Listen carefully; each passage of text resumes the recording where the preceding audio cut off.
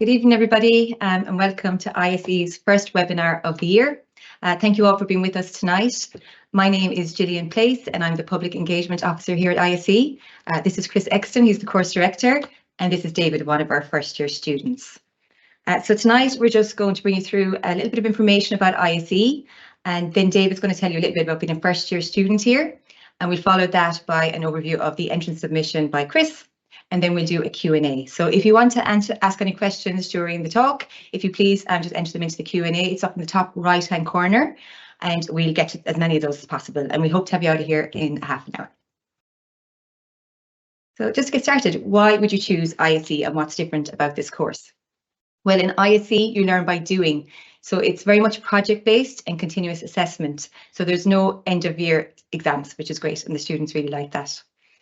You also get a master's in 4 years, which is pretty much unheard of and is another great aspect of the course. Students also spend 50% of their time on paid work placements in 5 different residencies, and they're working with the best companies. They also learn with the best lecturers from the university, and also we bring in some industry specialists to lecture within the course. So you can see some pictures here of the building as well. It's a really nice building where all the lecturers come to the students, and there are PhD staff as well that support the students in their learning. So some of the companies that we have as our residency partners, you'll probably recognise a lot of the big names here, Stripe, AWS, Analog Devices. We've got companies from lots of different industries. We have, for example, BD, who are a medtech company, Mana are a drone technology company. We have FinTech, many different residency opportunities. So what does the course look like? So you can see here it's the 4 years, but it's a little bit longer than normal courses. There is a semester 3 that's added on as well, but many of the time it's a residency. So in first and second year, that summer semester is a residency where the students are working. And if you think of a typical college course, you probably have a part-time job anyway, so it kind of covers that. You've got a built-in part-time job with the residency. So you've got 5 different residencies, as you can see, one at the end of first year. So you've got 6 months learning, and then you do your first residency, which is 10 weeks long. Then in second year, again, there's another residency for 15 weeks, and then another one at the end of second year for 10 weeks.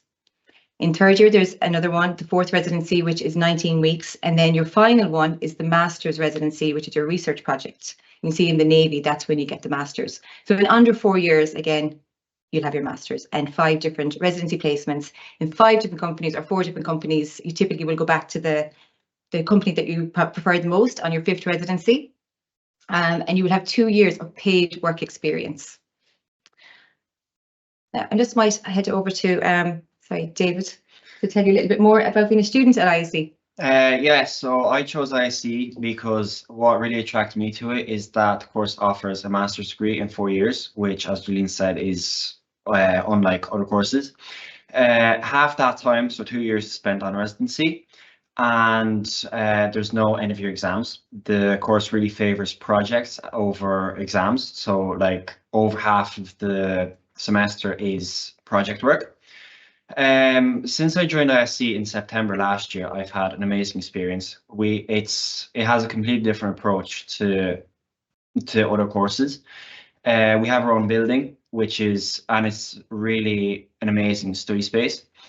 At the same time, it is kind of an intense course and it's a heavy workload, but at the same time, we learn a lot. And the pace of progression is really high. So every day I go home, I know that I've made progress and I've learned something new. Amazing. Thanks, David. Now we'll head over to Chris, who will tell us a little bit more about the entry requirements and the entrance submission, which has changed this year. Hello, how are you doing? First thing I should say is nearly everything I'm going to tell you is on the web. So if you don't remember it, don't worry about it. Look on the website.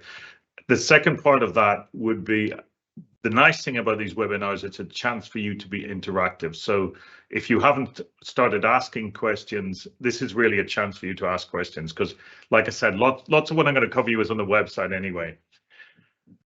Pretty much it's a standard sort of Leaving Cert in terms of the minimal entry requirements. H4 in Honours Maths is probably the one thing that stands out.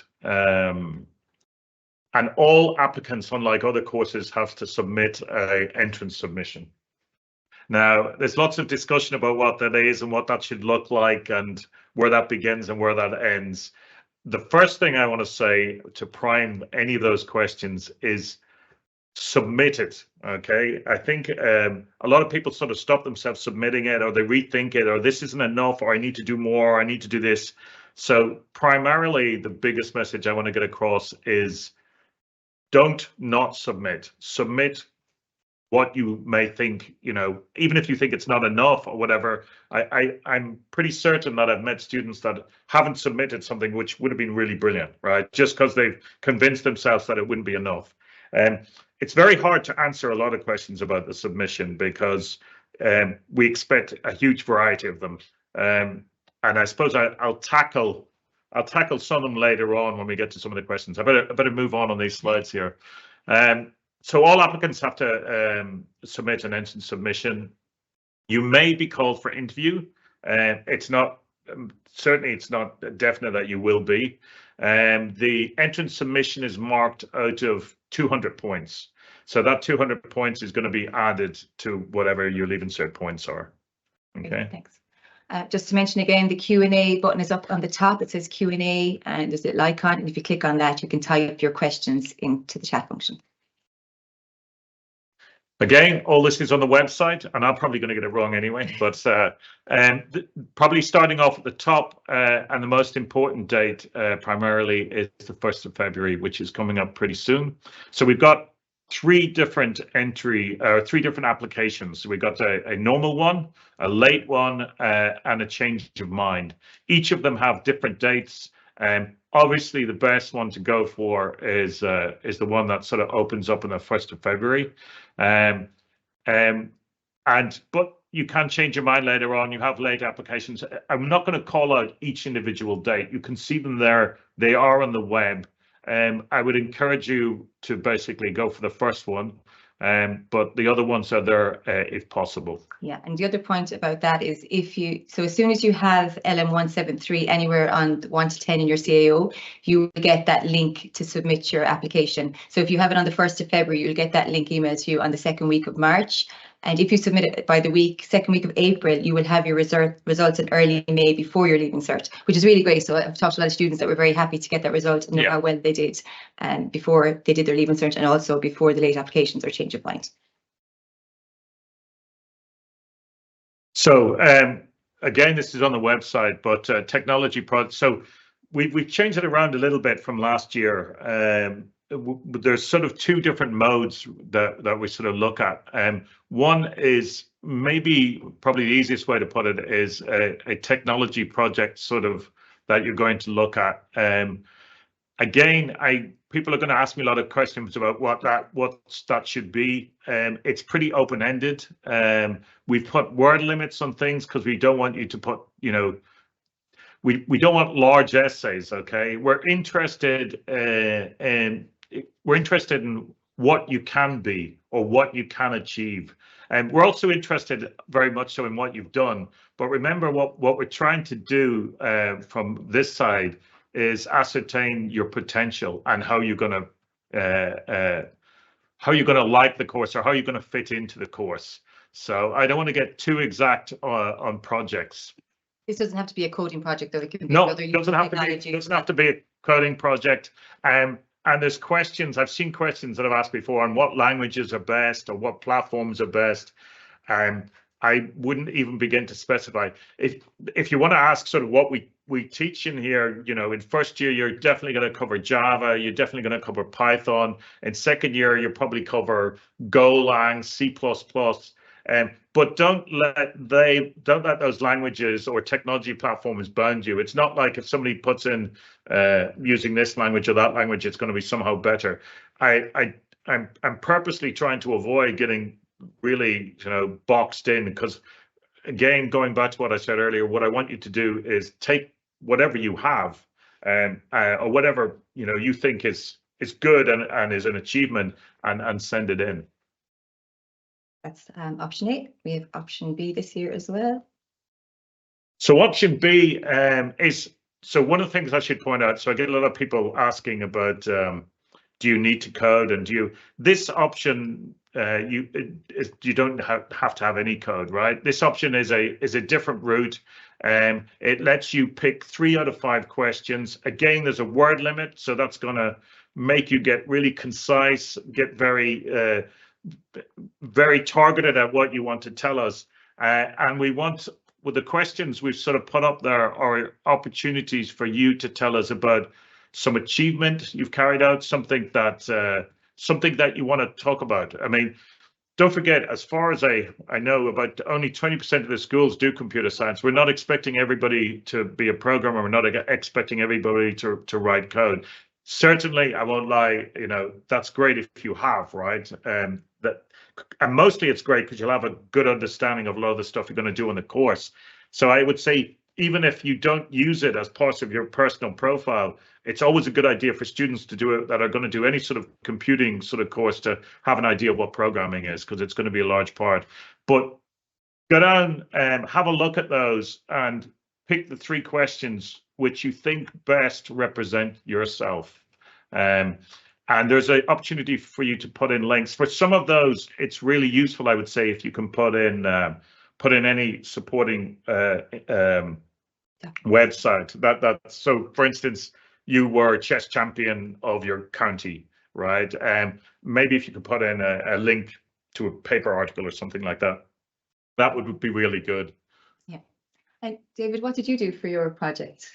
Well, when I joined ISE, it wasn't entrance submission, it was the old portfolio. So I had to do both. So I had to do the kind of a technology question and like the personal profile. So for my technology one, I actually had coding experience. I did computer science in secondary school, so I had an understanding of coding. But I chose to do something different for my portfolio. So I did, like, over lockdown, how we used Teams and OneNote and all the other available resources to keep going during lockdown. So obviously we couldn't like continue in-person activities. So I kind of talked about how we use that. And then for the personal profile, I took part in Goshka's the President Award.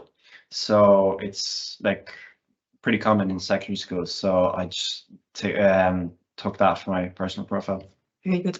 So that was last year when we had 300 points for the portfolio, and there was 2 parts to it. This year it's 200 points, and you choose either option A or option B. I'm just looking at some questions. This is we're live, so we're getting live questions. Yep. How many places in 2024? There's going to be a minimum of 50 places in 2024. And that might vary a little bit, but probably not too much. Point ranges, it's a really difficult one. And if you understand how the point system works, it's sort of very much supply and demand. But I would probably say on your Leaving Cert, you're probably looking at 500 plus. I would say is a safe bet. And I'm not going to get into how what you might get on your portfolio. It's a very we can tell you though the median when it was 300 points was 160, so that would give you a potential median of about 106 out of 200. So if you're thinking about points that way. Got another one here. And the points for last year were 676. They did go down because we had more places last year. So again, that supply and demand that Chris was talking about. So if I'm called for interview, will be online, I would say most definitely. Don't hold me to that in a legal sense, but I think probably most definitely. For a website, should I focus more on coding, design, or general progress? I'm not sure. So I would say just whatever problem you're solving. Yeah, I suppose if I was to answer that question, would I focus more on coding, design, or the general process? For me, probably a bit more on the coding side, right? The design, if you're talking about the design as in sort of the aesthetics of it, that's important too. But I suppose I would lean a bit more on the code than the design of it. But that's just me. But maybe there's a few of us that mark these things, so maybe you might be unlucky and not get a ring. not I would think just, what problem are you trying to solve, and try to get that across to us as well through. We have a pictures in the portfolio. I don't really need to see your picture. So I don't think you need to send in your picture at all, and it won't have any bearing. If you're good looking like me, it might be. I think it might be pictures maybe of some projects that they do. So I don't think we need your picture. I don't think we need your picture. But screenshots of the project maybe help. Yeah. Maybe screenshots of the project would be good. Yeah. Just the projects. Yeah. Very good. How many DARE students per year? I don't think we have a number. So I don't think we have. Well, not that I know of. And I'm course director, so maybe I should be. Maybe I should know, but I don't think there's a number at the moment.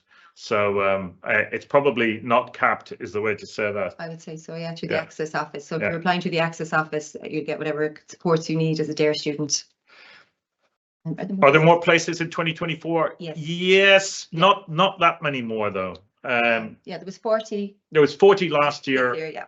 We're obviously growing, and we started off with 25. We got 40. We're going to at least 50. We're going to at least 50, but we'll see how that works out. But yeah, 50 is a number I'd like to throw out there in a fuzzy sort of manner. A minimum 50, you're going to say. Great, thanks. So just going to give you one more piece of nice information.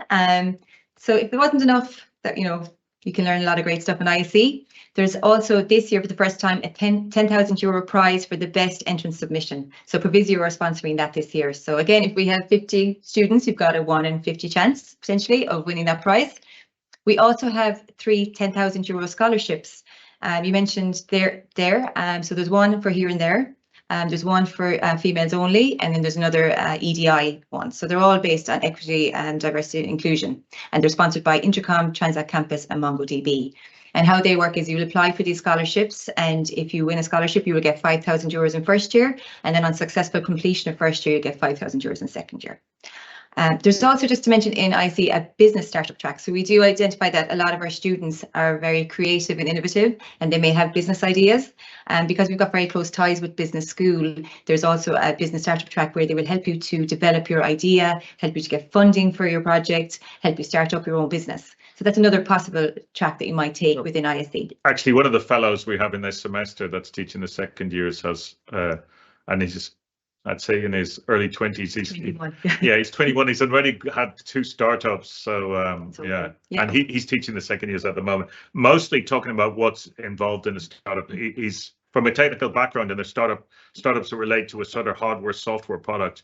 But he's actually teaching us second years now on Mondays. Sure. We also have John Savage, who Action Point and is coming to work. So we have people that have actually been through this, talking to the students pretty early on. Yes, and we're also going to have an entrance submission workshop. We're going to have that on Saturday, March 2nd in the ISE building. So there we'll show you maybe some sample projects, and you can chat to different people. So I'm looking at more questions coming up. There is a question about what you need in the Leaving Cert. I'm going to actually direct you to the website for that, because it's probably more precise and exact. Other question is, do ISE arrange placements? Yes, we arrange placements. How you pick placements, how the placements works is, they'll interview you much like a company would interview you. So that we set time aside, and they'll come online, or sometimes they might come here and they'll sit down and interview the students. And the students, I suppose, in a way, get to interview the companies too. And the companies come here and actually pitch their company and project. So it's kind of a matching process. And the students choose which companies they'd like to work for, and they are matched accordingly. Can I provide a link to GitHub? Yes, I would love to have a link to GitHub. I'd love to see your code. If you're sending in code, remember, it's not necessarily about code. It's not necessary you have code. I'm expecting lots of you to have code though. And if you have code and you have a GitHub repository, share it with me. I'm just trying to read the bottom one. Do you work with AI companies? Well, AI is a really interesting word. I don't know if I asked any computer company these days, do they not have AI? I think every company would call themselves an AI company. AI is pretty much everywhere. So we work with I think you'd nearly find every technology in every company we work with. AI is just about everywhere in all sorts of places. So I would say nearly every company we'd ask would say they're an AI company at this stage. Yeah, definitely an element in every company. Yeah.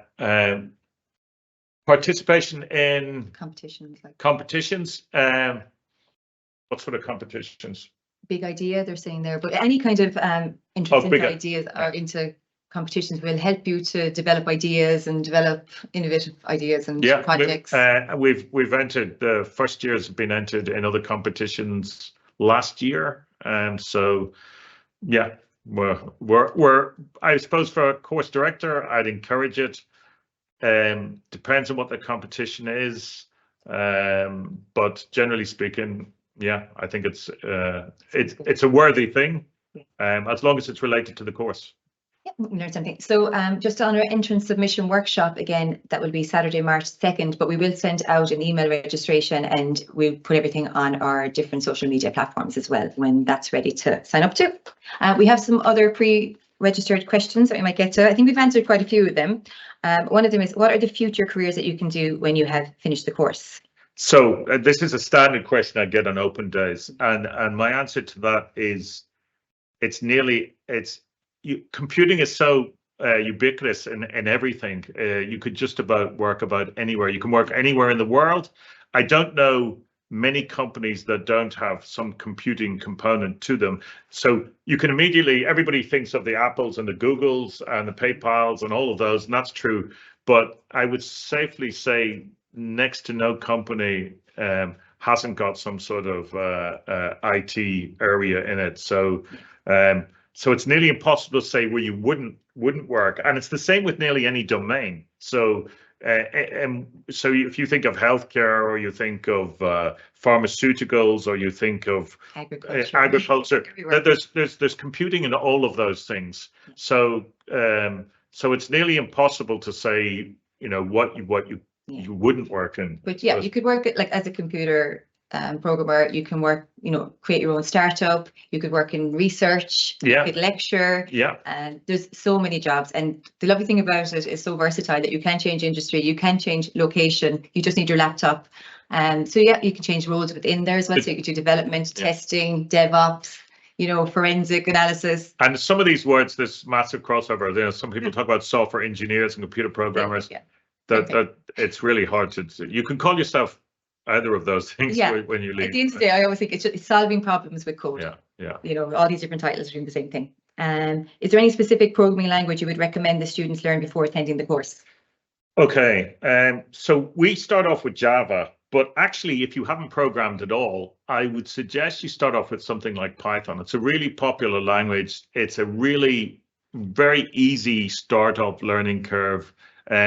It's also by chance what they mostly use in the Leaving Cert computer science, if you happen to be doing that. But Python is a nice place to start.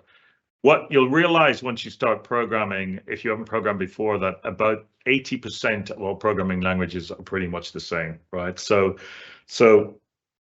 starting off with Python, the fact we do it on the course is useful, but it'll also help you when you start learning Java. If you probably worked that out, didn't you? Yeah, I was about to say, I did Python for Leaving Cert as well, and like we started off with Java. So at the beginning, I was kind of surprised because it was kind of like another language, but at the same time, the logic behind it is the same. It's just a different way of writing it. Yeah. So Python, if you want to pick one, probably is the nice, especially if you're maybe doing it independently. Lots of places on the internet where you can sort of learn Python, lots of nice, useful sites. The one thing I always give advice to students is try and be as interactive. Try and find some, if you find an online platform, try and find one that gets you to write code, okay? Because it's all about writing the code. It's very easy to read it and think you sort of understand how it works. Very different thing when you have to actually start writing the stuff. So look for your own site and try and find one that encourages you to write a bit of Python. Yep. So we kind of covered how much coding experience you need for the course, and you don't need any. You don't need any. No, we have students that have come in with no coding experience and they've been fine. How is the course incorporating the use of AI to aid coding, and is there a plan to use it at all? I don't think you can avoid AI to use coding, and I think if I asked any student in first or second year have they used LLM to generate source code, they would say yes if they were being honest. But they're not taught it though, and they're not taught it. In second year though, I think they will be taught it, yeah. Because I'm a big proponent of it. I actually think it's going to change how programming works. Let me get this straight. I don't think it's going to replace programmers, but it's just another tool. Just like, you know, we have new compilers, editors, frameworks, libraries. Now we have a new tool for software engineers to use. So it's going to be a useful tool, and we do need to learn how to use it. It's going to help in code productivity. So I think I'll be teaching it in third year. I think it'll probably be me. I don't discourage students from using it. I do expect students to be honest about the use of it, though.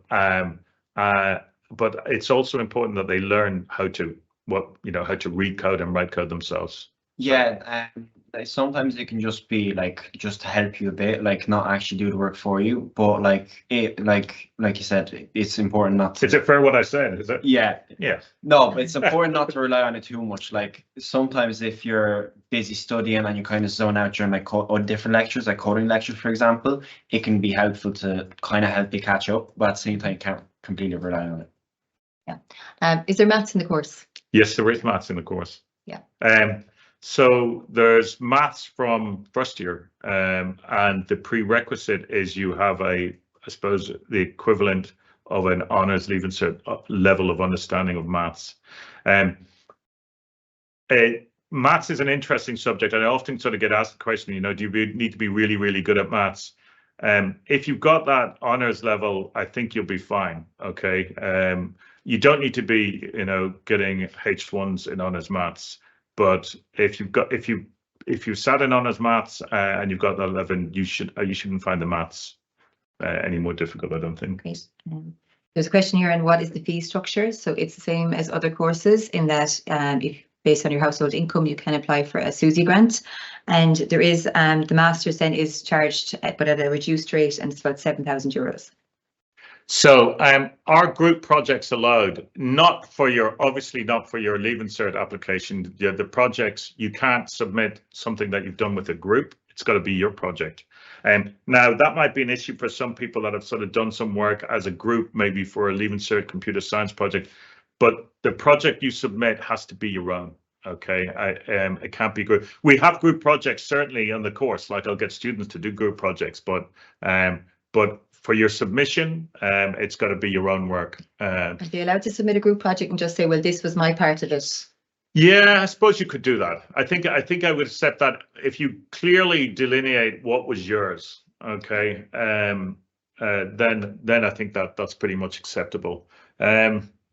When is the portfolio deadline? It depends on when you have it on your CV. Yeah, I'm going to direct you back to the website and back to the earlier slide. You probably after this will be able to sort of, we can go there like that. Go back.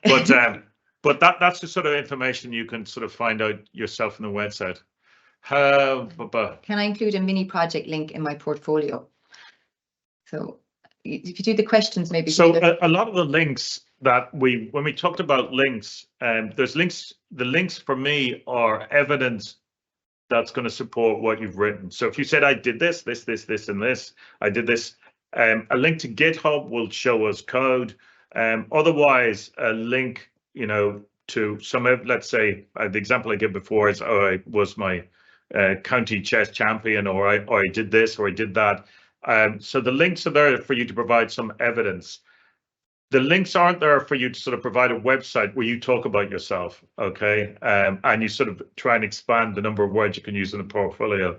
So try and think of a link as supporting what you're actually writing, rather than a way to extend the word limit. We have a word limit there because we're going to have a lot of applications to go through. And if your link then goes on and sort of has several pages where you describe yourself, that's not really what we're looking for in a link. There was a question here: if I made a portion of my project include a website that had a few paragraphs of text, would that go towards the total number of words allowed in the portfolio? No, it would not. No. That's fine. Can we submit our entrance submission as a website or only PDFs? So PDFs, but you can have a website link on it. I know we've more questions on the board here, but I just want to get through a few of these. Yeah. As an aspiring international student, is there any key information factors I should consider? Yes, there's different timelines for international students. And if you contact UL Global, they'll be able to give you that information. And there'll be different kind of criteria, conversion criteria based on what country you're coming from. You can also contact us at ise@ul.ie if you need to have any specific questions answered. So one of the questions here about the course, is it largely class-based, or do students get time to do self-directed learning? You certainly are expected to do self-directed learning. It is class-based. When I say class-based, if I could take you into a classroom now, I tend not to like lines of desks, right? And I tend to break up the room into tables where people can sit at. So now I'm only talking about myself, right? But I tend not to sort of stand up there and talk for 2 hours in a lecture mode. So it's the class size is big enough where we can do 2 or 3 slides, 4 or 5 slides, then go to an exercise. And, you know, we have much more of a studio-based mode, if you're familiar with that. So you do some work, we might talk about something, you do some work. Students have their own laptop, which they have when I'm talking. So it's very interactive in that sort of teaching style. Yeah, just about that, I completely agree with what Chris said. The course is completely different than other courses in that there's like there's no lecture halls. It's more like studio, and like we're working on projects. So, and also even in lectures, like what we call them lectures, but like there's a lecturer standing up there. They go over a few slides, and then like Chris said, we do a few exercises, and it's definitely kind of promotes group work. Like in that, even like the way we're sitting in the tables, it's like we're encouraged to work together. But at the same time, yeah, it is self-directed learning as well. Like in this block, I know we have like 3 hours every day for like, it's called peer support learning groups. So that's like our own time to study and go over the material. Preferably in groups. That's why the peer support learning. But there's actually a question here. I might get Davis to continue on. What does an average day look like for a first year in this course? And I think that's been asked quite a few times. So yeah, person to answer it.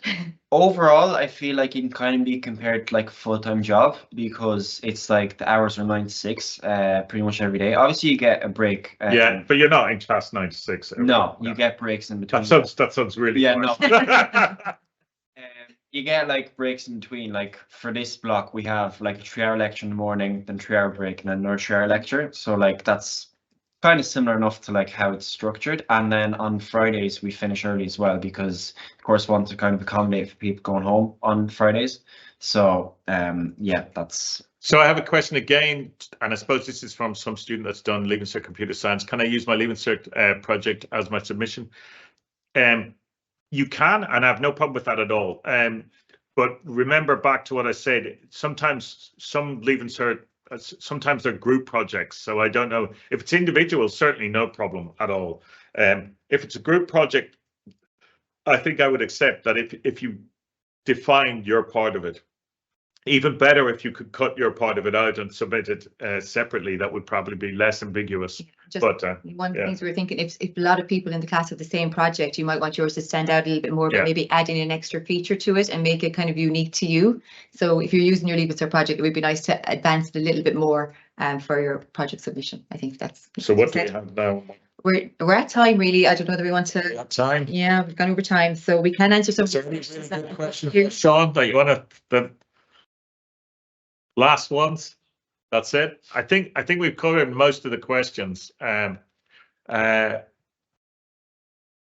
think most of them have been covered. If we run out of time, I apologize. One ratio of teamwork to individuals, really tough to answer. It's really probably, for instance, the reason why I think it's tough to answer is I often give the class the option. I just did it the other day. I said, do you want to work in groups or do you want to work individually? So, and they actually take a vote. So that's how I work it. So yeah, it kind of depends on the lecture, but I feel like it's kind of half and half, because like for the projects that we have, like every block we have a project that we have to do, and it's worth like 50% of the grade. So they're all the ones we've had so far are team based. So I feel like it's kind of 50-50. I hope you find this useful. There'll be some more. Sean, am I right? Said there'll be more online opportunities in some sense. Yeah. Yeah. So we'll have more webinars. So we'll have those. We'll also, we have anything that we haven't answered tonight. We will put them in the FAQ on our website. Takeaway is though, don't stop yourself applying. Right. Whatever you think you have, go with it. Obviously, there'll be better and worse projects, but the only way you can guarantee that you don't get in is just don't apply, right? So I'm encouraging you all to sort of say, when you get that feeling, now this isn't good enough, to say, well, no, I'm going to give it a go anyway. All right. Yeah, you're going to miss 100% of the shots that you don't take. So take the shot. And Susan, thanks so much for joining us tonight. Really appreciate this. This is recorded if anybody needs to watch it back. And anything we haven't answered tonight, or the questions we have answered, we will put them in an FAQ and you'll be able to refer back to those on our website. Thanks again for your time tonight and appreciate you joining us this evening. Bye-bye. Take care. Bye.